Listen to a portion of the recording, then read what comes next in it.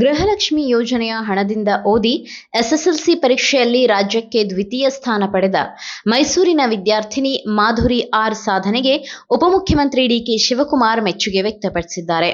ಈ ಸಾಧನೆ ಸರ್ಕಾರದ ಗ್ಯಾರಂಟಿ ಯೋಜನೆಗಳ ಪರಿಣಾಮವನ್ನ ಮತ್ತೊಮ್ಮೆ ಸಾಬೀತುಪಡಿಸಿದೆ.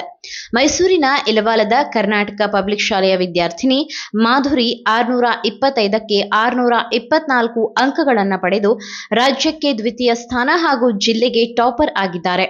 ಆರ್ಥಿಕ ಸಂಕಷ್ಟದ ನಡುವೆಯೂ ತಾಯಿ ಸರಿತಾ ಅವರು ಗೃಹಲಕ್ಷ್ಮಿ ಯೋಜನೆಯಡಿ ದೊರಕುತ್ತಿದ್ದ ಮಾಸಿಕ 2,000 ರೂಪಾಯಿಯನ್ನ ಮಗಳ ಶಿಕ್ಷಣಕ್ಕೆ ಬಳಸಿಕೊಂಡಿದ್ದರು.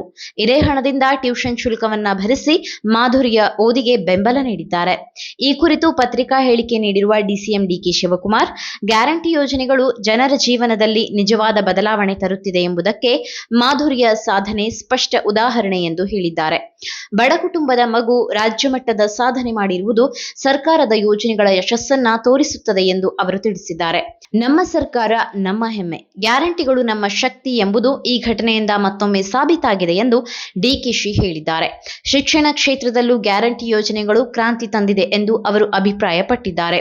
ಇದೇ ವೇಳೆ ವಿರೋಧ ಪಕ್ಷಗಳ ವಿರುದ್ಧ ಪರೋಕ್ಷವಾಗಿ ವಾಗ್ದಾಳಿ ನಡೆಸಿದ ಅವರು, ಜನರ ಬದುಕನ್ನ ಬದಲಿಸುತ್ತಿರುವ ಯೋಜನೆಗಳ ಬಗ್ಗೆ ಸುಳ್ಳು ಪ್ರಚಾರ ಮಾಡುವುದು ಸರಿಯಲ್ಲ ಎಂದು ಹೇಳಿದ್ದಾರೆ.